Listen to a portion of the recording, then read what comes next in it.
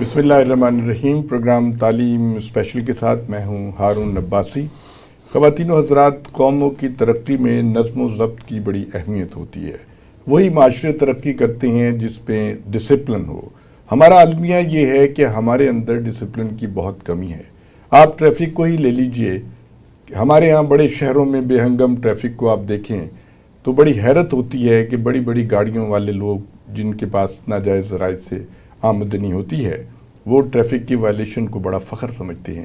اسی طریقے سے پبلک کا جو رویہ ہے وہ بھی بہت عجیب و غریب ہے۔ ایک ایمبولینس گاڑی آ رہی ہوتی ہے، اس میں ایک بندہ موت اور زندگی کی کشمکش میں مبتلا ہوتا ہے، لیکن ہماری انا اس وقت بڑی اوپر اٹھتی ہے اور ہم اس کو راستہ نہیں دے رہے ہوتے۔ اسی طریقے سے آپ نے دیکھا ہوگا کہ بچے ون ویلنگ کر رہے ہوتے ہیں اور موٹر سائیکلوں کو ان کے پاس کوئی بیک مرر بھی نہیں ہوتا کہ انہیں یہ پتہ چلے کہ پیچھے سے کوئی گاڑی آ رہی ہے، اور وہ بے ہنگم قسم کی ٹریفک کو اور مزید خراب کر رہے ہوتے ہیں۔ اسی طریقے سے پولیس کا رویہ بھی بہت حد تک خراب ہے۔ آپ نے دیکھا ہوگا کہ ایک بندہ اپنے 2-3 بچوں اپنی بیوی کے ساتھ کوئی عید کے موقع پہ کسی تفریح کے لیے نکلا ہے، پولیس والا فرض سمجھتا ہے کہ اس کی تذلیل ضرور کرنی ہے، اس سے رشوت ضرور لینی ہے، اس کو خوب بے عزت کرنا ہے، جبکہ وہی رویہ بڑے گاڑیوں والوں کے ساتھ نہیں ہوتا۔ یہ عوام کی شکایات ہیں اور عوام کی کو جو حرکتیں ہیں عوام کی، اس سے پولیس بھی بہت نالاں ہیں۔ اس تمہید کا مقصد یہ ہے کہ آج ہم نے جس شخصیت کو یہاں مدعو کیا ہے، آپ موٹر ویز کے انسپیکٹر جنرل موٹر ویز جناب ظفر عباس لک صاحب ہیں۔ بہت شکریہ ظفر صاحب، آپ تشریف لائے، کیونکہ اس پروگرام کا بنیادی مقصد تعلیم کی ترویج و اشاعت ہے۔ بچوں میں تعلیم کا رجحان پیدا کرنا ہے، ان میں نظم و نسق پیدا کرنا ہے۔ تو آپ ہمارے بچوں کو بچیوں کو یہ بتائیے کہ آپ جو اس مقام تک پہنچے تو آپ نے تعلیم کا سلسلہ کہاں سے شروع کیا اور کہاں تک پڑھائی کی؟ تھینک یو ویری مچ جی بھائی صاحب۔ میں بیسیکلی جو 5ویں کلاس تک تو میں اپنے گاؤں کے ساتھ، ایک گاؤں تھا جو تقریباً 2 کلومیٹر پہ تھا، وہاں پڑھا۔ ہمارے گاؤں میں اسکول نہیں تھا اس وقت۔ میں سرگودا ضلع میں ہوں، تو ہمارا گاؤں کافی بڑا تھا، تقریباً اس وقت 2000 کی آبادی ہوگی۔ یہ میں بات کر رہا ہوں آپ کو، یہ سرگودا کے قریب آپ؟ جی سرگودا، تحصیل سرگودا ہے جی۔ اچھا، تو سرگودا بھلوال کے درمیان میں اچھا، اتیاں گاؤں کا نام ہے۔ لک موڑ ایک جگہ ہے، وہاں پہ ایک ہمارا لک ٹرائب ہے، 5-6 گاؤں ہیں، اچھا، ادھر رہتے تھے ہم۔ اس وقت 2000 آبادی ہوگی، اب آج کل وہ 5000 ہے۔ جی، تو ہمارے گاؤں میں اسکول نہیں تھا۔ ساتھ ایک بنگا بنیاس گاؤں ہے، ہمارے رشتہ دار ہیں وہ ان کا، تو ادھر ہم پیدل جاتے تھے۔ گاؤں کے لڑکے ہم تھے 15-20 جو پڑھتے تھے، ہم پیدل جاتے تھے جی۔ تختی سلیٹ اس وقت ہماری ایک خاص ہوتی تھی، بستہ ہوتا تھا، بستے میں تختی اور سلیٹ ہر بچے کے پاس ہوتی تھی، پہلی سے لے کے 5ویں تک، کیونکہ تختی پہ ہم قلم کے ساتھ لکھتے تھے۔ قلم وہ بنتی تھی وہ سرکانے کی، اور خود ہی بچے بناتے تھے، اور سیاہی والی دوات ہوتی تھی اور روشنائی اس میں ڈال کے، تو اسی طرح جو چاک سلیٹ کے اوپر لکھتے تھے ہم۔ چاک کے ساتھ لیتے؟ چاک نہیں، تو چھوٹی ہوتی تھی، سلیٹی کہتے تھے، سلیٹی کہتے تھے۔ چاک ہوتا تھا جو بلیک بورڈ پہ لکھتے تھے۔ اچھا، اس کا یہ ہوتا تھا جی کہ جو تختی لکھنے کا ہوتا ہے کہ ہینڈ رائٹنگ آپ کا بہت اچھا ہوتا ہے، کیونکہ استادوں کے خط بھی بہت اچھے ہوتے تھے۔ وہ باقاعدہ تختی ایک پیریڈ ہوتا تھا، وہ لکھواتے تھے۔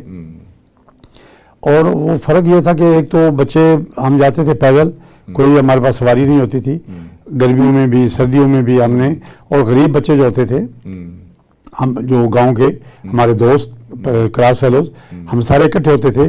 لیکن ایک جو اچھی بات یہ تھی کہ اس وقت غریب بچوں میں اور ذمہ داروں کے بچوں میں کوئی فرق نہیں تھا۔ کیسے فرق نہیں تھا؟ ان کی صحت، ان کی جو قد کاٹ بالکل ایک کیوں ہوتا تھا جی کہ غریب تقریباً جو تھے سب کے پاس بھینس یا گائے ہوتی تھی، ان کے گھر میں دودھ خالص ہوتا تھا، ان کی ماں بھی ان کو پراٹھا بنا کے دیتی تھی، اور بالکل کوئی فرق نہیں تھا ذمہ دار کی۔ اور فضا میں آلودگی نہیں ہوتی ہوگی، فضا تو صاف تھی نا جس وقت گاؤں میں، اب بھی صاف ہے، اب تو شہروں میں یہ آ گیا نا جی۔ تو یعنی میں یہ کہنے کا مطلب یہ ہے کہ ذمہ داروں کے بچوں کے اور غریب کے بچے کی جو خوراک ہے اس میں کوئی فرق نہیں تھا۔ ہم بھی پراٹھا کھاتے تھے، وہ بھی پراٹھا تھا، ان کی ماں بنا کے دیتی، کیونکہ ان کی اپنی گائے تھی، بھینس تھی۔ وہ کیوں تھی؟ وہ اس لیے تھی کہ جو زمینیں ہماری تھی ذمہ داروں کی، اس وقت کھیتی باڑی ہوتی تھی بیل سے۔ بیل کی ہل جو ہوتی تھی، ایک آدمی بیچارہ صبح جاتا تھا اذان کے وقت، اور کچھ 3 گھنٹے بعد وہ 1 ایکڑ ہل چلاتا تھا۔ وہ کوئی 17-18 میل کا سفر بنتا ہے آنا جانے کا 1 ایکڑ میں۔ بالکل. تو آپ کتنی زمین کو مطلب آباد کر لیں گے, کیونکہ آپ نے بیل سے کرنی ہے اور حل ایک ہے. تو ہمیں یاد ہے کہ 100 کے قریب جانور تھا, 10 جوگیں تھی. جوگ ہوتی ہے کہ 2 بیل کی ایک جوگ ہوتی ہے جو ایک ہل کو کھینچتی تھی. اتنی ہمیں نوکر چاہیے جو پیچھے ہل چلائیں گے, بڑے ٹف لوگ, بڑے محنتی. اب زمینیں بچ جاتی تھیں, ان زمینوں پہ اسے ڈبریاں کہتے تھے, چراگاہ کہتے تھے. وہاں پہ پھر ظاہر ہے جی فصل تو ہے کوئی نہیں. ہماری بھینسیں بھی چرتی تھی, تو ہمارے جو غریب ہوتے تھے گاؤں کے, ان کی بھی فری میں وہ چراتی تھی, تو ان کو چارے کے پیسے بچ جاتے تھے. اس وقت ٹریکٹر نہیں آیا تھا. یہ میں بات آپ کو بتا رہا ہوں کہ کیا ایک ایجاد کے ساتھ کیا فرق پڑتا ہے. سب کے پاس بھینس تھی اور گاؤں میں بڑی صحت, لسی عام, گھی عام, دودھ عام, کوئی پرابلم نہیں تھا, چاہے وہ غریب ہے چاہے امیر ہے. اچھا جی, اب ٹریکٹر آ گیا. یہ میں بات کر رہا ہوں 60 کی. ہم جب پہلی میں گئے, جب ٹریکٹر آیا تو آپ نے ساری زمین کلٹیویٹ کر لی. اب تو زمین چراگاہ تو رہی کوئی نہیں, ادھر فصلیں لگ گئی. اب زمیندار فصلوں سے پیسے لیتا ہے. اب وہ جب چراگاہ نہیں رہی تو غریب آدمی کی جو بھینس اور گائے تھی وہ ختم ہو گئی. اب وہ چارہ بہت مہنگا پڑتا ہے. اس سے یہ ہوا جی کہ آج آپ دیکھیں تو گاؤں میں بھی شہروں میں بھی, کیونکہ دودھ اور گھی کی کمی ہے, بہت کمی ہے. خالص تو بالکل ہاں, نہیں ہے. اس کی وجہ سے ان کی صحتیں بہت کم ہو گئی ہیں, بہت کمزور ہو گئی ہیں. وہ جیسے کہتے ہیں نا سٹنٹڈ بچے, اور گروتھ پراپر نہیں ہے. اب ذمہ داروں کو بھی نہیں ہے بھینس. مثلا مجھے یاد ہے ہمارا 100 جانور تھا جب میں بچہ تھا. بھینسیں بھی تھیں, گائے بھی تھی, بیل بھی تھے. بیل تھے جو ہل کھینچتے تھے. آج کیونکہ میں اب اکیلا بیٹا تھا, میں نوکری میں آ گیا, شہر میں ہم آ گئے. گاؤں میں جاتا ہوں, میں اپنی فارمنگ خود کرواتا ہوں, لیکن وہ بھینسیں اور گائے وہ ختم ہو گئی. کیونکہ جی وہ ان کی کیئر مالک کر سکتا ہے, نوکر نہیں کر سکتے. ان کو پانی دینا, خوراک دینا, ان کا پیار کرنا, ان کو رکھنا, جانور ایسے نہیں رکھ دیتا. تو نوکر رکھتے نہیں ہیں, وہ ختم ہو گئے. اس کے مطلب اتنا دودھ کی پروڈکشن کم ہو گئی. تو یہ سارے وہ عوامل ہیں جس کی کسی نے ریسرچ ہی نہیں کی کہ ٹریکٹر آنے کے فائدے کیا ہوئے, نقصان کیا ہوئے. اس وقت سے قلت ہے گھی کی, دودھ کی یہ قلت ہے, اور اس کے بدلے میں بچوں کی صحت خراب ہو گئی ہے. یہ تو ایک پہلا پارٹ. اسکول میں ٹیچر بہت ڈیڈیکیٹڈ ہوتے تھے, کوئی ان کو لالچ نہیں ہوتا تھا. وہ صبح سے شام تک پڑھاتے تھے, بہت زیادہ جان مارتے تھے. کوئی ٹائم ان کو ورکنگ آورز یا چھٹی کا کوئی فکر نہیں تھا. پیسے کی بھی کوئی لالچ نہیں تھا. کوئی نہیں جی, پیسہ کبھی نہیں. بچوں کو ایک بچے پہ توجہ دیتے تھے, اس کا خط ٹھیک کرو, اس کو یہ کرو, یہ کرو. تو بچے, ہم مطلب اردو میڈیم اسکول تھا, ٹاٹ پہ بیٹھتے تھے, درخت کے نیچے بیٹھتے تھے. صحیح بات. بلڈنگ بھی اسکول کی اتنی نہیں تھی. یہ ہم نے 5ویں تک پڑھا. پھر 6ٹھی میں ہم سرگودا آ گئے جی, government high school number 1 Sargodha. بڑا اچھا اسکول تھا اپنے زمانے میں, اب بھی ہے. اس کا جو ایک پارٹ تھا مڈل کا, ادھر میں نے 6ٹھی سے مڈل تک وہ 3 کلاسیں ہم نے پڑھی. تو اس کے بعد والد صاحب کو بڑا شوق تھا. وہ زیادہ پڑھے لکھے تو نہیں تھے, 5-6 جماعتیں پڑھے تھے اس اپنے زمانے میں, لیکن ان کو شوق بہت تھا کہ میں زیادہ پڑھوں. میں اکیلا بیٹا تھا, تو وہ مطلب تھا کہ بگڑ نہ جائے کہ لاڈ پیار میں. تو انہوں نے مجھے پھر 8ویں کے بعد لاہور مجھے لے آئے, سینٹرل ماڈل اسکول میں مجھے داخل کروایا. لاہور میں جو لوئر مال پہ ہے, بہت بڑا اسکول تھا, بہت اچھا اسکول تھا. عباسی صاحب اپنے زمانے کا, اور اس وقت جی این بٹ صاحب تھے ہمارے ہیڈ ماسٹر. اب یقین کریں کہ جی این بٹ صاحب کا جو عزت تھی, جو ان کا ایک مطلب ورکنگ پیٹرن تھا اور مقام تھا ان کا, کہ ہمیں پتا جی میری سفارش کی جب میں نے داخلہ ہونا تھا نا جی, میرے ساتھ ہمارے سرگودا کے ایم این اے تھے. اس زمانے میں ایوب خان کا وقت تھا, Malik Anwar Khan Tiwana M N A تھے. اس وقت M N A local bodies وہ جو ہوتے ہیں نا اڈلٹ فرنچائز, وہ نہیں تھی, وہ تھے کونسلر.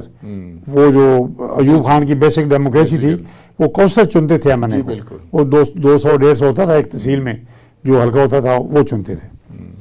ایم این اے بہت قابل عزت ہوتا تھا, عزت ہوتی تھی ان کی. آج کے ایم این اے کے بدلے میں آج تو ایم این اے کو دیکھا نا جی, بیچاروں نے اپنی عزت ہی خراب کر لی. وہ الیکشن میں دھاندلی کروا کے وہ کسی کام کے نہیں رہے. ایم این اے صاحب کو جی پرنسپل صاحب نے, اندر میٹنگ ہو رہی تھی, مجھے یاد ہے میں بچہ تھا, ان کے دفتر کے سامنے ایک بینچ پڑا تھا, میرے والد صاحب تھے, میں تھا, ایم این اے صاحب تھے. ہم نے کوئی 20 منٹ انتظار کیا ادھر بیٹھ کے بینچ پہ, ایم این اے صاحب بیٹھے رہے. اب دیکھیں ان ایم این اے کا حوصلہ دیکھیں, ظرف دیکھیں, کہ انہوں نے برا نہیں بنایا. کہ ہیڈ ماسٹر اسکول کا کہہ رہا ہے ابھی وہ ابھی بزی ہے, انہوں نے یہ نہیں کہا جی وہ میٹنگ لے رہے ہیں. ہم بیٹھے ہوتے 20-25 منٹ, پرنسپل صاحب نے جو ہیڈ ماسٹر صاحب نے اپنا کام مکمل کیا, میٹنگ ختم ہوئی تو پھر بلایا, کوئی گلہ نہیں کیا. اچھا, ایم این اے صاحب نے بالکل, ہم گئے, ریکویسٹ کی, انہوں نے نمبر شمبر دیکھے, وہ جو تھے 8ویں کے سارا انہوں نے داخلہ کر لیا. ہاسٹل کا بھی ریکویسٹ کی, جی سرگودا سے آئے ہیں, ہاسٹل میں داخلہ مل گیا. تو یہ ہاسٹل میں ہمارے ایک محمود بٹ صاحب تھے ہمارے ہاسٹل کے اسٹوڈنٹ. آپ عباسی صاحب, ایک جو آئیڈیل استاد کا تصور ہوتا ہے نا, آپ وہ محمود بٹ صاحب کو ہم سامنے اب بھی رکھتے ہیں. ان کی والدہ, ان کی وائف, ان کے بھانجے دو بہن, یہ اوپر ہاسٹل کے اوپر ایک گھر بنا ہوا تھا سرکاری, ادھر رہتے تھے. اچھا, آپ یقین کریں جی, کسی بچے نے بخار ہونا, بٹ صاحب کی مسز اور ان کی والدہ نے آ کے بچے کو دیکھنا, دوائی دینی, اوپر لے جانا کہ زیادہ بیمار ہونا تو, جیسے ماں اپنے بچے کو خیال کرتی ہے. اور بٹ صاحب نے فری میں, کوئی فیس نہیں, کچھ نہیں, شام کو 1 گھنٹہ سب بچوں کو, ہر کلاس کے بچوں کو پڑھانا.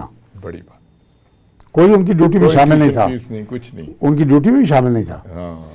اور جو ان کے یہ ہوتا تھا کہ یہ پڑھ جائیں, جو کمزور تھے ان کو, مثلا کو بچہ بولنے میں شائی ہوتے تھے, ان سے تقریر کروانی, ان کو بار بار موقع دینا, انکریج کرنا کہ یہ ذرا اپنی بولنا چالنا سیکھے. تو یہ ماحول آج کہاں پہ, آپ بتائیں مجھے. بالکل, کلاسز ہوتی تھیں, استاد بہت اچھے تھے. اچھا, کردار سازی پہ بڑا زور, بہت. ایوب نیازی صاحب تھے, اللہ تعالیٰ ان کو جنت دے, نذیر حیدر صاحب تھے, اور بڑے اچھے استاد تھے ہمارے. دین کی تعلیم بھی دیتے, دین کی بہت اچھا تھا جی. وہ ہم نے میٹرک کیا وہاں سے, میٹرک کر کے پھر ادھر گورنمنٹ کالج اچھا لاہور میں آ جاتے تھے اسٹوڈنٹ. میں نے داخلہ لیا, لیکن پھر میں بچہ تھا, میرا گھر کے لیے دل کرتا تھا, میں سرگودا گورنمنٹ کالج چلا گیا. اچھا, وہاں سے, یہاں سے گورنمنٹ کالج لاہور سے چلا گیا. اچھا, تو میں نے ایف اے وہاں کیا. ایف اے وہاں کیا, وہاں بھی بڑا اچھا ماحول تھا جی. ہمارے ایم آر توسی صاحب تھے, ہمارے پرنسپل تھے, بہت اچھے ٹیچر تھے. جیلانی کامران صاحب بہت بڑے شاعر تھے, پروفیسر جیلانی کامران صاحب. سب زیادہ عبد الرسول صاحب, اللہ تعالیٰ کو جنت دے, ہسٹری کے بہت بڑے استاد تھے. خورشید رضوی صاحب بھی تھے آپ کے؟ نہیں, ہمارے پاس اس وقت نہیں تھے جی, شاید ہوں کہ, اور میرا سبجیکٹ فارسی تھا, تو میرا خیال میں نہیں تھے. اچھا, تو مسعود صاحب تھے, سیوکس ہوتا تھا, جسے اب آج کل وہ آپ پولیٹیکل سائنس, معاشرتی علوم اسے کہتے تھے, آج کل وہ ختم ہو گیا ہے, پولیٹیکل سائنس آ گیا ہے. تو یہ بڑے استاد تھے جی ہمارے. ممتاز شاہ صاحب تھے, افضل صاحب تھے انگلش کے استاد. تو یہ ہم ہاسٹل میں رہتے تھے, اور ہاسٹل کا جو ہمارا ایک کیئر ٹیکر تھا, مطلب اس کو پی ایم کہیں گے آپ, یہی اس کا سرکاری جو درجہ تھا, بابا خان بیگ, وہ ہاسٹل کے اسٹوڈنٹ تک کے فرائض انجام دیتا تھا. اور بچے اس سے اتنے ڈرتے تھے, کسی بچے کو وہ ٹائم کے, اپنے ٹائم کی پابندی کے لیے بتاتا تھا, اور پورا ہاسٹل کا ڈسپلن اس چوکیدار نے مینٹین کیا ہوا تھا. اسٹوڈنٹ صاحب بڑا واجبی سا دیکھتے تھے, یعنی کہ میں, لوگ ڈیڈیکیٹڈ تھے. ہر بندہ, چاہے وہ چپڑاسی ہے, چاہے وہ ٹیچر ہے, وہ اپنے کام کو ایک فرض سمجھ کے کرتا ہے. بڑی بات, یہ بات آج دیکھ رہے ہیں, آج استاد بچوں کو کیا مارتے ہیں, کیا کیا کرتے ہیں, اور ٹیوشن آ گئی, یا ابھی امتحانوں میں نقل کے پیسے لینا, یہ کہاں تھا جی.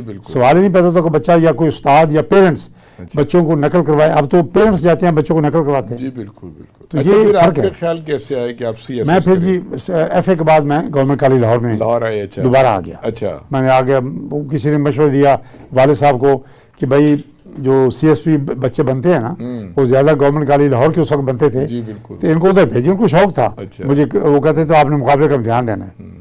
ہمارے دور دراز گاؤں میں کوئی افسر تھے سی ایس پی, مطلب کرم داس صاحب تھے ہمارے ساتھ, ایک گاؤں ہے جاویاں, وہ پی سی ایس تھے, بڑے نامی گرامی افسر تھے وہ تھے. اور اس طرح کوئی صوفی صاحب تھے حافظ آباد کے, فضل کیا ان کا نام تھا, کیا صوفی فضل سیکرٹری تھے فیڈرل, وہ والد صاحب کو ان کی جان پہچان تھی, تو ان کی مثال ان کے ذہن میں تھی, تو مجھے سناتے تھے. تو ہم گورنمنٹ کالج لاہور آ گئے. یہاں پہ ہمارے جو سینئر تھے, ہم نیو ہاسٹل میں رہتے تھے, وہ جب سی ایس ایس کا امتحان ہر سال ہوتا تھا, تو سینئر جب امتحان دے کے آتے تھے ہمارے, تو ہم نے بڑا انتظار میں رہنا ان سے پرچہ دیکھنا, کوشچن پرچہ کیسا ہوتا ہے, کتنا مشکل ہے, کیا ہے. وہ ہم نے پڑھنا, تو ہمیں ہونا یار اتنی بات مشکل تو نہیں ہے, کوئی ایسی بات نہیں, بندہ کر ہی سکتا ہے. وہ ایک شوق پیدا ہو گیا.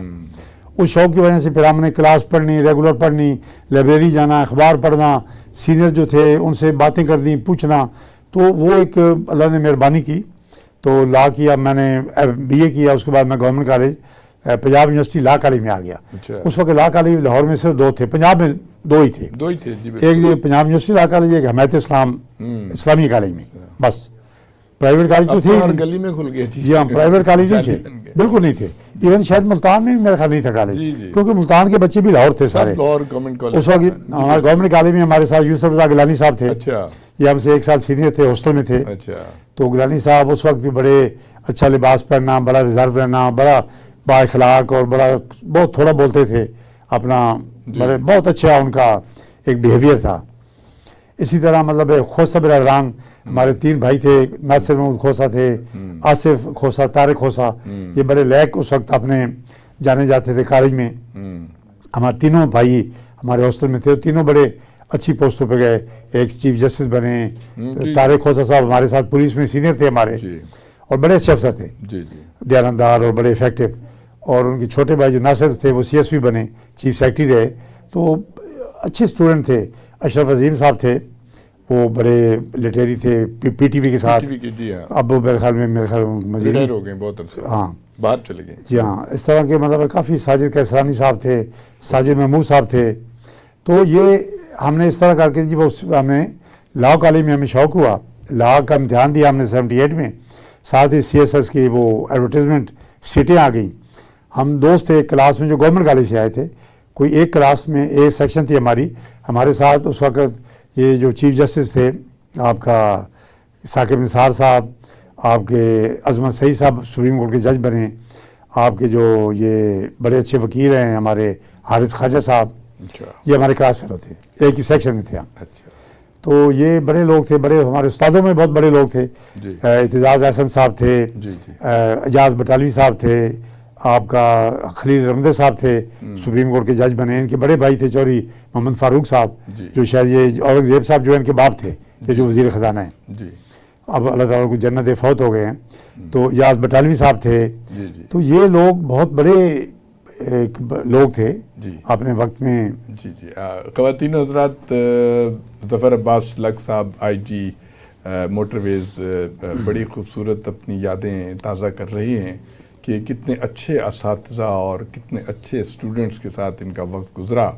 اور اب ہم اس گفتگو کو جاری رکھیں گے. ایک تینوں حضرات, ظفر عباس لگ صاحب جو ہیں بڑی خوبصورت یادیں تازہ کر رہے تھے, اور انہوں نے بڑی محنت کی اور بڑی انہوں نے انکساری کے ساتھ یہ ساری باتیں بتائیں کہ کس طرح انہوں نے زندگی کا آغاز گاؤں کی پرفضا مقام سے وہاں سے شروع کی زندگی, اور کتنا سادہ دور ہوتا تھا, کتنی محبتیں تھیں, کتنی آپس میں ایک انڈرسٹینڈنگ تھی, اور ان کے اساتذہ کتنے کمال کے تھے. اب ہم ان سے پوچھیں گے کہ آپ نے CSS کیا, آپ اپنی عملی زندگی میں تشریف لائے, تو اس میں آپ نے پہلا آپ کا عہدہ کیا تھا اور آپ کی ٹریننگ؟ دیکھیں جی, ہم نے لا کیا ہم نے 78 میں پنجاب یونیورسٹی لا کالج سے. اس وقت لا کالج انارکلی کے ساتھ تھا, وہ ہمارا آخری سیشن تھا. اچھا جی. اس کے بعد لا کالج شفٹ ہو گیا نیو کیمپس. وہاں پہ شیخ امتیاز صاحب ہمارے پرنسپل تھے, آفتاب موکل صاحب تھے, اقبال موکل صاحب, یہ بڑے یہ رہے ہیں دونوں صاحب, بہت زیادہ رہے ہیں ایک دوسرے کے بعد. تو ہم نے CSS کا امتحان ہمارے دوست دے رہے تھے جی, ہم نے امتحان دیا. تو اللہ تعالیٰ نے مہربانی کی, بڑے ڈر کے دیا, کیونکہ بڑا سنتے تھے جی بڑا مشکل امتحان ہوتا ہے اور یہ ایسے ہے. تو بڑا ہم ڈرے ہوئے تھے, وہ خیر پتہ بھی نہیں تھا. ہمارے ایک دوست تھے بلال احمد خان, ہمارے کلاس فیلو تھے, ان کے بڑے بھائی تھے شاہد رفیع صاحب, انہوں نے ٹاپ کیا تھا CSS میں, سیکنڈ کامن کے تھے اپنے گروپ میں. تو وہ بلال صاحب ہمیں بتاتے تھے اپنے بھائی سے پوچھ کے, وہ بھی ہمارے ساتھ اپیئر ہوئے کہ ایسے ہوتا ہے ایسے ہوتا ہے. بہرحال ہمیں ایک تھوڑا سا نالج ہمیں کافی لے لیا. تو ہم نے کیا, جو پہلا مرحلہ ہوتا ہے جی, آپ نے سبجیکٹ سلیکٹ کرنے ہوتے ہیں. 6 سبجیکٹ کمپلسری ہوتے ہیں, 6 آپ کے آپشنل ہوتے ہیں. آپشنل ہم سلیکٹ کیے, ہم نے کچھ لا کے رکھے, کچھ ہسٹری کے رکھے, پنجابی سبجیکٹ رکھا. میں گاؤں سے تھا, پنجابی میں گاؤں میں میرے والد صاحب, ہمارے گھر میں کتاب تھی سیف الملوک کی, ہیر رانجھا کی, والد صاحب پڑھتے تھے. وہ پڑھتے بھی تھے تو بولتے بھی تھے, گنگناتے بھی تھے, سیف الملوک خاص طور پہ. تو وہ مجھے بھی شوق تھا, میں جب پڑھتا تھا میں بھی پنجابی پڑھتا تھا. تو مجھے پڑھنی آ گئی, بڑی مشکل تھی. وارث شاہ کی ہیر اگر آپ پڑھیں تو بڑی مشکل پنجابی ہے, اور لیکن میاں محمد صاحب کی جو پنجابی ہے وہ آسان ہے, وہ ہماری ملتی جلتی آج کل. تو وہ پنجابی میں نے رکھ لی. میں کہ یار مجھے پڑھنی تو آتی ہے تو چل جائے گا, کوئی بات نہیں. اس طرح کا ایک سبجیکٹ ایگریکلچر میں نے رکھ لیا. میں نے یہ سوچا کہ میں ذمہ دار ہوں تو مجھے ایگریکلچر کا پتہ ہے. مجھے یہ نہیں پتا تھا بھائی ہاں یہ ایگریکلچر جو ماڈرن ہے یہ سائنٹیفک ایگریکلچر ڈفرینٹ ہے. جب امتحان دینے گئے تو ایگریکلچر کا پرچہ میرے ساتھ ہم نے پوچھا, جو باقی لڑکے تھے تو وہ سارے کوئی فیصل آباد یونیورسٹی کے B S C agriculture M S C agriculture تھے. میں کہ یار میں تو پھنس گیا, میں تو کچھ مجھے تو پتہ ہی کوئی نہیں, یہ ایم ایس سی ایگریکلچر ہیں, میں کہاں. تو اللہ نے مہربانی کی, وہ 2-3 سوال جنرل تھے وہ میں نے کیے, باقی تھوڑا بہت ایسے گزارا کیا, لیکن پھر بھی نمبر اس میں میرے 56 آ گئے. تو ہم نے بہرحال جی اللہ تعالیٰ نے مہربانی کی. ہم گاؤں سے تھے, ہمارے ذہن میں پولیس سروس بڑی ہوتی تھی یار. پولیس والے آتے تھے جب ہم بچے تھے, میرے والد صاحب نمبردار تھے, تو وہ ہم دیکھتے تھے کہ ایک ہیڈ کانسٹیبل اور سپاہی جب آتے تھے ہمارے دھارے پہ, ایک تو جی بڑی خدمت کرنی ان کی. ان کو مرغی, سب مرغیاں جو دیسی ہوتی تھی عام ہوتی تھی گاؤں میں, تو مرغی جناب ان کو بڑے ان کی آؤ بھگت کرنی, چاہے وہ حوالدار ہے, چاہے وہ سپاہی ہے, چاہے وہ اے ایس آئی ہے, تھانے دار ہے. ایک رسپیکٹ ہوتی تھی گورنمنٹ کی آفیسرز کی. آج کل تو بیچاروں کو پوچھتے ہی کوئی نہیں, وہ کھوکھے سے گاؤں کے چوک سے بوتل پی کے چلے جاتے ہیں. اچھا وہ بڑی ذہن میں نفسیاتی طور پہ ایک ان کا اثر تھا یار, بڑے روب ہوتا ہے ان کا. اور یہ ہوتا تھا جی وہ گاؤں میں بیٹھ کے چوکیدار کو بھیجتے تھے والد صاحب کے, جی فلاں بندے کو بلائیں, یہ ملزم ہے فلاں کیس میں. اس نے خود آ جانا, ایک سپاہی نے قتل کے ملزم کو لے کے چلے جانا, کوئی ایسی بات نہیں تھی. اچھا یہ فرمائیں کہ جب سی ایس ایس آپ کرتے ہیں, آپ کا انٹرویو ہوتا ہے, سائیکولوجیکل ٹیسٹ بھی ہوتا ہے, تو اس میں وہ یہ کرتے ہیں کہ اندازہ لگاتے ہیں کہ یہ جو کینڈیڈیٹ ہے یہ پولیس کے لیے رہے گا, یہ فارن سروس کے لیے. جی ہاں, یہ جو سائیکالوجسٹ ہوتا ہے, سائیکالوجسٹ ہوتا ہے نا جی, وہ سوٹیبلٹی دیکھتا ہے. اچھا, خاص طور پہ یہ جو سروسز ہیں جو پبلک ریلیشن شپ کی ہیں, اس میں آ جاتا ہے ڈی ایم جی اور یہ police service. D M G کا نام اس وقت سول سروس آف پاکستان تھا, پھر بعد میں ڈی ایم جی بن گیا. آج کل وہ پاکستان ایڈمنسٹریٹو سروس ہے. وہ کوئی نہ کوئی جواز ڈھونڈتے رہتے ہیں اپنی نوکری کے ہونے کا. بیسیکلی وہ الیٹ سب سے جو زیادہ نمبر لیتے ہیں لوگ وہ جاتے ہیں, لیکن ان کا بیسیکلی ایز سچ کوئی کام کوئی نہیں ہے. وہ ہے جنرل, ہر محکمے میں ٹانگ اڑانا, ہر محکمے میں جانا, اور کوئی پرٹیکولر کام نہیں ہے, اسپیشلسٹ کوئی نہیں ہے. اس وجہ سے بھی ہمیں بڑا نقصان ہوا کہ ایک بندہ ہے جی وہ سائنس اینڈ ٹیکنالوجی کا سیکٹری لگا ہوا ہے, ایک ایگریکلچر کا سیکٹر ہے, یہ سی ایس پی ہے جی, یہ سی ایس پی ہے, وہ جی کل اس کا وزیر داخلہ بن گیا, کل جی وہ انفارمیشن کا بن گیا. بھائی ایک آدمی کتنے شعبے جانتا ہے, نہیں کر سکتا. اس سروس نے بھی پاکستان کی جو ایفیشنسی ہے اس کو بڑا خراب کیا. ان کو چاہیے وہ بیسیکلی تو ابتدائی طور پہ انگریزوں نے ریونیو سروس دی, وہ بتایا بجائے کہ ریونیو تک رہتے اور ایگریکلچر کی پروموشن تک رہتے, وہ چلے گئے ہیں جناب ہر سائڈ پہ, ہر طرف. وہ جب ہر فن مولا بنے ہیں تو وہ کچھ بھی نہیں ہے. جی اچھا یہ بتائیے, پولیس سروس میں آپ گئے تو آپ کی کیا سہالہ وغیرہ میں ٹریننگ بھی ہوئی؟ جی ہمارا پہلے یہ ہوتا تھا جی, اس وقت ہماری ایسٹ پاکستان میں ہماری اکیڈمی ہماری نہیں تھی, جو پوری پی ایس پیز کی اکیڈمی تھی وہ ایسٹ پاکستان میں تھی, ساردہ جگہ پہ تھی. ایسٹ پاکستان علیحدہ ہو گیا تو ہمارے بیچ تک ہم مطلب 78 میں امتحان دیا, 80 میں ہم نے جوائن کیا, اپریل 80 میں. اس وقت تک پولیس اکیڈمی نہیں بنی تھی ویسٹ پاکستان میں, موجودہ پاکستان میں, کیونکہ ساردہ تو رہ گئی ایسٹ پاکستان میں. تو ہمارے وقت بھی 89 میں صاحبزادہ رؤف علی خان تھے, بہت بڑے آئی جی تھے, بہت نامی گرامی پولیس افسر تھے, وہ ہمارے کمانڈنٹ تھے. اب یہ بھی ہماری بڑی خوش قسمتی ہے کہ اتنا بڑا پولیس افسر ہمارا کمانڈنٹ تھا. اور وہ لوگ بڑے ڈفرینٹ لوگ تھے جی. آج کل کے جو پولیس افسر آپ دیکھتے ہیں, جو ہم لوگ ہیں آئی جیز ہیں, ہم مطلب ان کے مقابلے میں کچھ بھی نہیں ہیں. وہ اتنے بڑے لوگ تھے. صاحبزادہ صاحب ہمیں لے جاتے تھے جو بڑے پولیس افسر تھے ان کے پاس ملانے کے لیے, تاکہ ایک موٹیویشن ہو. تو اے بی امان صاحب ایک تھے ہمارے پولیس افسر, آئی سی ایس سے, تو ان کو ملنے لے جائے. پہلے ہم سیالہ میں 6 مہینے کورس کیا, پھر ہماری پولیس اکیڈمی بن گئی. پولیس اکیڈمی کی ابھی بلڈنگ نہیں بنی تھی, سیالہ کے ساتھ ہی ایک سواں کیمپ انہوں نے لے لیا جگہ, وہاں پہ ہم نے پولیس اکیڈمی کے پاس ٹریننگ لی. صاحبزادہ رؤف علی خان ہمارے کمانڈنٹ تھے, اور گسٹ اسپیکر بھی آتے تھے, انہوں نے ہمیں ٹرین کیا. اس کے بعد ہمیں 6 مہینے کے لیے ضلع میں بھیجتے تھے پریکٹیکل ٹریننگ کے لیے. پریکٹیکل ٹریننگ کے بعد پھر ہم گئے سیالہ میں 3 مہینے کے لیے. اچھا. یہ جی ٹریننگ کا جو طریقہ کار ہے. اس کے بعد ہماری پوسٹنگ ایز ASP ہو جاتی تھی. اچھا. پہلے ہمیں وہ IG صاحب کے پاس ہم آ جاتے تھے, صوبے ہمیں الاٹ ہوتے تھے, افسروں کو مختلف صوبوں میں بھیجتے تھے. گورنمنٹ کی پالیسی تھی اس وقت, جنرل ضیاء الحق کی پالیسی تھی, جو زیادہ میرٹ پہ اوپر تھے لوگ وہ چھوٹے صوبے میں جاتے تھے.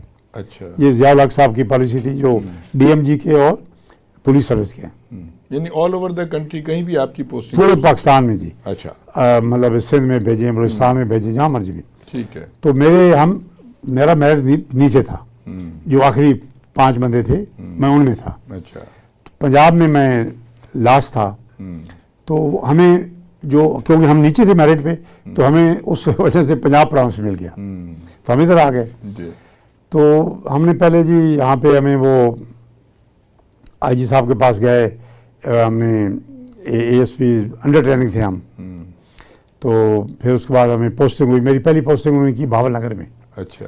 تو بھاول نگر میں ہم, بہت اچھا ضلع ہے جی, یہ آپ نے دیکھو ہوگا ساؤتھ پنجاب کا پہلا ضلع بنتا ہے. اگر یہاں سے جائیں آپ تو یہ نواب آف بہاولپور کے وقت میں, کیونکہ نواب صاحب کی اپنی پولیس تھی. جی بالکل. تو نواب صاحب یہ 3 ضلع جو تھے یہ بہاولپور اسٹیٹ کے ضلع تھے, بھاول نگر, بہاولپور اور رحیم خان. تو یہاں پہ نواب صاحب کے وہ جو اثرات تھے, ایڈمنسٹریشن کی بلڈنگز, پولیس کی لائنز, اور یہ ساری نواب صاحب کے وقت کے بنے تھے. تو وہ کافی انفراسٹرکچر تھا. تو ہم نے ادھر بنے 2-2.5 سال پہلے, تقریباً 2.25 سال میں رہا وہاں پہ. وہ سینٹرل پنجاب سے ذرا پرسکون علاقہ ہے, لائف ادھر اتنی فاسٹ نہیں ہے. کرائم ریٹ بھی کم ہے. کرائم ریٹ بھی کم تھا جی, اور ڈکیٹیز رابریز کم تھی. تو اچھی ٹریننگ تھی وہاں پہ سیکھنے کا. اظہر حسن ندیم صاحب ہمارے IG ہیں, رفیع احمد پرویز بھٹی صاحب, یہ ہمارے SP تھے دونوں وہاں پہ, دونوں بڑے قابل اور بڑے تجربہ کار. اظہر حسن ندیم صاحب کی خاص بات تھی جو میں نے سیکھی, کہ وہ ہر جمعرات کو ایک کھلی کچہری لگاتے تھے, اور کسی نہ کسی تھانے میں جاتے تھے, اور پبلک کو پتہ ہوتا تھا لوگ جو مرضی آئے وہاں پہ اپنی شکایت پولیس کے بارے میں بتائے, کوئی رکاوٹ نہیں تھی, کوئی وہ نہیں تھا, ڈرامہ نہیں تھا. تو بہت لوگ آ جاتے تھے. یہ بتائیے, آپ ASP بھرتی ہوئے, پھر SP ہوئے, پھر SSP ہوئے, پھر DIG ہوئے, پھر IG. اس دوران آپ پولیس تھانوں وغیرہ میں ہی رہے, یا آپ ہیڈ کوارٹر میں, اور یا ٹریفک میں کب آئے آپ؟ دیکھیں جی, ہمارا پوسٹنگ جو ہوتی ہے نا جی, پولیس کی تمام برانچز میں ہوتی ہے. اچھا. ہمیں یہ نہیں ہوتا کہ ہمیں صرف تھانوں والی پولیس میں رہنا ہے. اچھا. کیونکہ پولیس ایک اورل ڈپارٹمنٹ ہے, اس کے اب کافی ونگز بن گئے ہیں. جی جی. آپ نے ڈفرینٹ ونگز میں کام کرنا ہوتا ہے, ٹریفک میں بھی کرنا ہوتا ہے. پھر آپ نے کام ہمارے جو ادارے فیڈرل گورنمنٹ کے ہیں, اس میں IB آ جاتا ہے, اس میں پولیس اکیڈمی آ جاتا ہے, اس میں ہمارے سیکریٹریٹ ایون آ جاتا ہے, اور فیڈرل گورنمنٹ کی FC ہے, تو ادھر بھی ہمیں بھیجتے ہیں. تو وہ فیڈرل گورنمنٹ کے ادارے ہیں, ادھر ہی ہم جاتے ہیں. ایز ASP میرا جو ہے نا جی بڑی یادگار, میں محمد خان جنیجو صاحب 85 میں ASP شوقپورہ تھا, تو ہم نے الیکشن کروایا 85 کا, وہ نان پارٹی الیکشن تھا. تو محمد خان جنیجو پرائم منسٹر بنے. جنیجو صاحب کے ساتھ مجھے IG صاحب نے بھیج دیا ان کا باڈی گارڈ, اسے کہتے تھے گن مین ٹو پرائم منسٹر. پستول لگایا اور ہم نے پرائم منسٹر کے ساتھ, جیسے آپ بیٹھے ہیں, جہاں بھی پرائم منسٹر صاحب نے جانا ہے ہم نے ساتھ جانا ہے. وہ ایک بڑا اچھا ایکسپیرینس تھا. قومی اسمبلی میں ہم تقریر سنتے تھے, بیٹھ جانا پرائم منسٹر گیلری میں, اور پرائم منسٹر کے ساتھ ہم نے ٹور بھی کرنے, ملک کے اندر بھی ملک کے باہر بھی. تو وہ ایک بڑا اچھا ایکسپیرینس تھا. اس میں جو اچھی میں بات آپ کو بتانے لگا ہوں کہ محمد خان جنیجو جیسا پرائم منسٹر 85 سے لے کے آج تک پاکستان میں نہیں آیا. اتنا دیانتدار, اتنا بردبار اور نیشنلسٹ. اور آپ عباسی صاحب حیران ہوں گے کہ فوجی جرنیل جو چیف آف آرمی سٹاف ہوتا ہے, اس کے ساتھ جو ایکویشن, جو جنرل ضیاء الحق جیسا بہت بڑا جرنیل تھا, جنرل صاحب بہت بڑے قابل جنرل تھے. آپ یقین کریں گے کہ جنیجو صاحب ایک باعزت ایکویشن رہے ہیں. کبھی یہ نہیں ہوا کہ احساس نہیں ہوا کہ پریزیڈنٹ جو ہے وہ تحقیر کر رہا ہے پرائم منسٹر کی, یا اس کو اوور رول کر رہا ہے. پرائم منسٹر نے اپنا کام اپنی مرضی سے کیا, بہت آنریبل طریقے سے کیا, آرمی کے ساتھ ایکویشن بہت آنریبل رکھی. آج تک کوئی پرائم منسٹر نہیں رکھ سکا. اچھا یہ بتائیے, جو اب بات کرتے ہیں عوامی شکایات کی, عوام کو پولیس سے بہت شکایات ہیں. وہ یہ سمجھتے ہیں کہ یہ جو ڈنڈا ہے یہ صرف غریب کے سر پہ چلتا ہے, اور جو بڑے جاگیردار ہیں, سرمایہ دار ہیں اور صاحب حیثیت لوگ ہیں, ان سے پولیس والے جو ہیں وہ بہت ڈرتے بھی ہیں. اسی وجہ سے کرائم جو ہے وہ بڑھتا ہی چلا جا رہا ہے. اور آپ دیکھیے کہ سب کو نظر آ رہا ہے کہ کیا ہے, اتنی قانون کی وائلیشن ہوتی ہے, سب کچھ ہوتی ہے. اب لوگ کہتے ہیں جیسے ٹریفک پولیس کو آپ دیکھیے, ڈی آئی جی صاحب جو اپنے ایئر کنڈیشن کمرے میں بیٹھے ہیں, انہیں نہیں پتا کہ چوک پہ کیا حالات ہیں. وہ خود بھی تو کبھی آ کے ملاحظہ فرمائے نا, کیوں نہیں وہ آتے؟ وہ کیا ان کو تنخواہ سب سے زیادہ راحت ملتی ہیں؟ تو اس وجہ سے لوگ سمجھتے ہیں کہ یہ تو افسروں کی پولیس ہے, اور نیچے والے جو غریب غربا پولیس کانسٹیبل ہیں ان کو رگڑا دیا رکھتے ہیں. دیکھیں بھائی صاحب, اس سے پہلے کہ میں ان کی یہ جو ظاہر ہے, ایک تو میں پہلی بات یہ کہ مانتا ہوں کہ پولیس کی بطور ڈپارٹمنٹ ایک نالائکی ہے. پولیس ڈپارٹمنٹ فیل ہوا ہے جی ہاں پبلک کو انصاف دینے میں اور پبلک کو اس کی مال اور جان کی حفاظت کرنے میں. بالکل, یہ آئینی طور پہ ایک فرض ہے. اب اس کی جو وجوہات میں آپ کو بتاتا ہوں, جو فیکٹرز اس پہ اثر انداز ہو رہے ہیں. سب سے پہلے ہے کہ سرکاری گورنمنٹ کی دخل اندازی. ہمارا ایم پی ایم این اے پنجاب میں اور سندھ میں, یہ 2 صوبوں میں اور بلوچستان میں بھی, لیکن بلوچستان میں 20% ایریا پہ پولیس کا عمل دخل ہے, 80% ایریا پہ لیویز ہیں. وہاں پہ وہ جیسے ہوتا ہے نا جی, پولیٹیکل ایجنٹ ہوتا ہے, وہ نظام چل رہا ہے. اس لیے وہ بلوچستان کو اب تو یہ دخل اندازی اس طرح کرتے ہیں کہ پنجاب کا کوئی ایم پی ایم این اے ایسا نہیں ہے جو اپنے حلقے میں اپنی مرضی کا تھانے دار نہ لگوائے, ڈی ایس پی نہ لگوائے اور ایس پی نہ لگوائے. اب تو ایس پی اور ڈی آئی جی بھی لگواتے ہیں. یہ بات ہو گئی. پھر دوسری بات یہ جی کہ دیکھیں, پولیس یا کوئی بھی ڈپارٹمنٹ جو اپنی موٹیویشنل اس کی ہوتی ہے نا جی, انسپائریشن, وہ لیتا ہے گورنمنٹ سے, جو سٹنگ گورنمنٹ ہوتی ہے. میں نے ابھی آپ کو محمد خان جنیجو کی بات بتائی. میں آج بھی کہہ رہا ہوں کہ محمد خان جنیجو جیسا پرائم منسٹر پاکستان میں 85 کے بعد کوئی نہیں آیا. میں کیوں کہہ رہا ہوں کہ میں نے ان کو بڑے قریب سے دیکھا ہے. وہ انتہائی دیانتدار, ان پہ ایک پیسے کی رباداری نہیں ہے. انہوں نے پبلک منی کو بہت سوچ سمجھ کے خرچ کیا ہے, اور انہوں نے فوج کو سول معاملات میں دخل اندازی نہیں کرنے دی. آج تو حکومتی فوج چلا رہی ہے. آج کا پرائم منسٹر کہاں ہے؟ آج کا پرائم منسٹر ایک فیڈرل سیکرٹری لگتا ہے, وہ پرائم منسٹر نہیں ہے. اس کو اگر دیکھا جائے تو اس کو بچے کو پتا ہے کہ بھائی پرائم منسٹر صاحب انڈیپینڈنٹ نہیں ہے. تو آپ کے خیال میں قانون کی بالادستی کیسے ہو سکتی ہے؟ یہ ہو سکتی ہے. پہلی بات دیکھیں, میں ایک مثال دیتا ہوں آپ کو. جنرل مشرف صاحب نے 2002 میں پولیس آرڈر ایک قانون بنایا, قومی اسمبلی نے پاس کیا. آج بھی وہ پاکستان کا قانون ہے. 2002 سے لے کے آج تک 2024 ہو گیا, 22 سالوں میں اس کو امپلیمنٹ نہیں کیا گیا. اس کی وہ شکیں امپلیمنٹ کر دی گئی جو پولیس کو فائدہ تھا. پولیس نے ترقیاں لی, پولیس نے نئی پوسٹیں لی, پولیس نے سارے وہ کام لیے, گریڈ لیے, لیکن جو شکیں تھیں عوام کو امپاور کیا گیا اپنی شکایات کے ازالے کے لیے, وہ آج تک امپلیمنٹ نہیں ہوئی. نہ کسی گورنمنٹ نے کی, نہ چیف سیکرٹری صاحب نہیں چاہتے, آئی جی نہیں چاہتے. ہمارے آئی جی نے اس کو خراب کیا سب سے پہلے. ایم پی اے نہیں چاہتا. ایم پی کہتا ہے جی بندہ میرے پاس ہے, میں تھانے میں فون کروں. اس میں یہ پوزیشن تھی, ڈسٹرکٹ سیفٹی کمیشن تھا, ضلع کے معززین, ہوم ڈپارٹمنٹ اس کو نوٹیفائی کرے, اور پبلک کو اگر کوئی شکایت ہے جو پولیس والے نہیں اس کو رفع کر رہے تو وہ اس کے پاس جائے گا. اور وہ کمیشن باختیار تھا کہ ایس پی کو لیٹر لکھے کہ جی آپ یہ کریں, یہ ہو گیا ہے. تو ایس پی کہتا ہے جی میرے اوپر ایک باڈی آ گئی. اب دیکھیں, اگر ان گورنمنٹس کو عوام کی حفاظت کا, ان کی عزت کا, ان کو ایک سکون دینے کا اور امن دینے کا اور ان کی جان اور مال کی حفاظت کی فکر ہو, تو یہ سب سے پہلے اس پہ عمل درآمد کروائیں.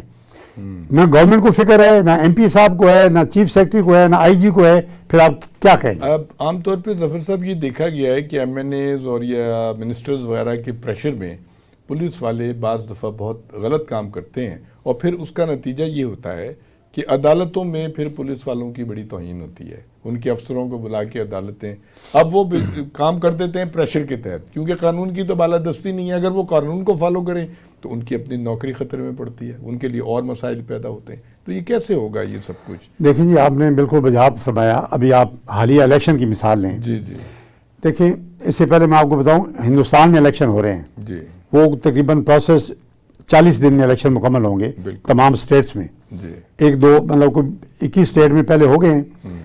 پھر اس کے بعد اور پورا یہ جو 1.5 مہینہ ہے ان کے بیلٹ باکسز مختلف اسٹیٹ میں گورنمنٹ کی ٹریجری میں پڑے ہیں. جی بالکل. آج تک ہندوستان کے کسی الیکشن میں ان کی کاؤنٹنگ شروع ہونی ہے 6 جون کو. کسی الیکشن پہ کسی سیاسی پارٹی نے آبجیکشن ریز نہیں کیا. ریگنگ کا کبھی الزام کبھی ریگنگ کا نظام ہے. وہ بھی نہیں سکتی, اتنا ٹرانسپیرنٹ ہے. اس کے مقابلے میں آپ اپنا حالیہ الیکشن دیکھیں, جو دھاندلی اور ریگنگ کی تصور بندہ کر سکتا ہے وہ یہاں پہ ہوئی ہے. اور وہ کروائی ہے پولیس نے, وہ کروائی ہے سول سروس نے, اور اس میں آپ کہہ رہے تھے کہ ججوں کے پاس جاتے ہیں, اس میں جوڈیشری بھی شامل ہے, ہائر جوڈیشری. سپریم کورٹ نے کہا تھا کہ جی جو ریونیو کے افسر ہیں یہ کروائیں. لاہور ہائی کورٹ نے کہا تھا کہ جوڈیشل افسر کروائیں, یہ گڑبڑ کریں گے. چیف جسٹس سپریم کورٹ نے کہا تھا نہیں یہی کروائیں. تو چیف جسٹس صاحب تھے وہ الیکشن کمیشن کے ساتھ ملے ہوئے تھے اور گورنمنٹ کے ساتھ ملے ہوئے تھے. اگر وہ جوڈیشل افسر ہوتے تو یہ لیول نہ ہوتا. اب اس قومی اسمبلی میں 100 بندہ بیٹھا ہے, جو ہارا ہوا ہے وہ ایم این اے بن کے بیٹھا ہے. آپ بتائیں بہتری کہاں سے آئے گی, کون بہتری کرے گا؟ صحیح بات. اب یہ چیزیں ہم دیکھ رہے ہیں, آپ کا سول سرونٹ دیکھ رہا ہے, پولیس افسر دیکھ رہا ہے, وہ اس گورنمنٹ کی عزت کرے گا؟ وہ خود 10 غلط کام کرے گا کیونکہ گورنمنٹ ہی غلط بنی ہے. کوئی مطلب لوگ کہتے ہیں جی پرائم منسٹر صاحب بھی ہارے ہوئے ہیں, چیف منسٹر صاحب بھی ہارے ہوئے ہیں, میاں نواز شریف صاحب بھی ہارے ہوئے ہیں. جب یہ حالت ہو, خواجہ آصف صاحب ہارے ہوئے ہیں, فلاں, تو کوئی بندہ سول سرونٹ ان کی عزت کرے گا وہ خود غلط کام کیوں نہیں کرے گا؟ کیوں نہیں کرے گا؟ بیک ڈور سے آئے ہیں, بس وہ پیسہ لینے شروع کر دیں گے, وہ اپنی غلطیاں کریں گے. اچھا آپ یہ بتائیے کہ بے شک آپ نے بہت اچھی نشاندہی کی ہے جو مسائل ہیں, اور اس میں بہت بڑی انقلابی تبدیلیوں کی ضرورت ہے. جی ہاں. اب مسئلہ یہ ہے کہ ہمارے نوجوان جو ہیں وہ بڑے پریشان ہیں. جنہوں نے تعلیم مکمل کی ہے ان کا روزگار کوئی نہیں ہے, ملک چھوڑ کے بھاگ رہے ہیں بچے. 10 لاکھ بچے چلے گئے ملک چھوڑ کے. اب مسئلے کا حل آپ کیا سمجھتے ہیں, کیسے ہو سکتا ہے یہ سب؟ دیکھو جی, حل سب سے پہلا یہ ہے کہ فوج اپنے دائرہ کار میں رہے, فوج سول معاملات میں اپنے آئینی اختیارات میں رہے.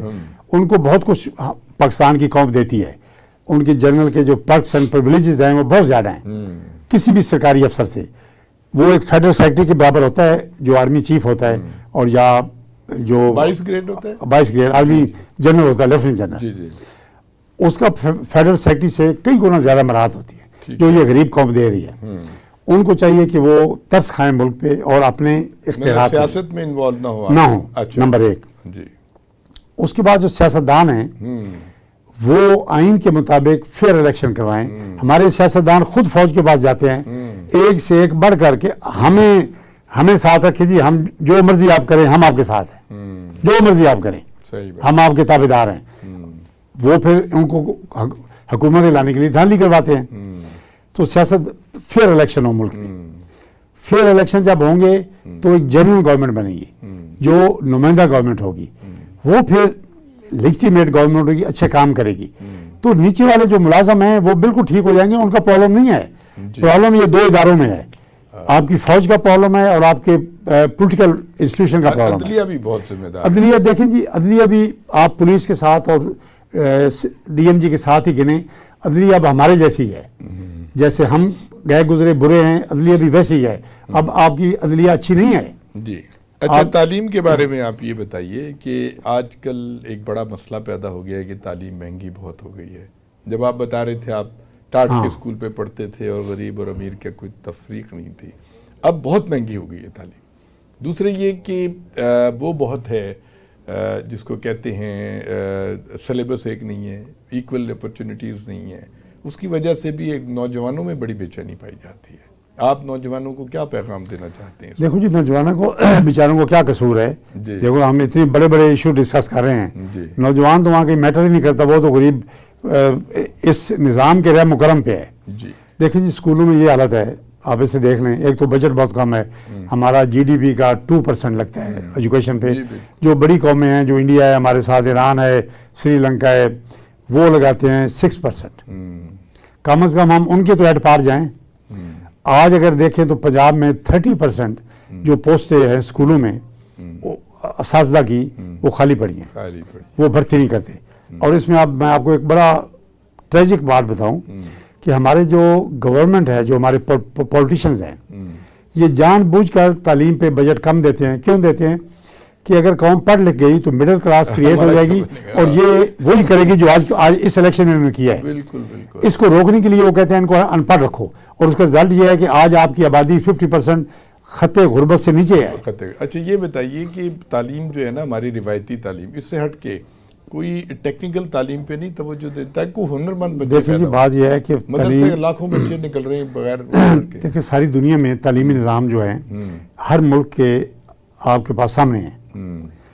آپ نے دیکھیں ہماری تعلیم میں یہ ہونا چاہیے جی, امتزاج ہونا چاہیے کہ ایک تو ہماری جو اپنی اسلامک ہسٹری ہے, اسلام بذات خود ایک مذہب ہے, اس کو شامل ہونا چاہیے ہمارے سلیبس میں.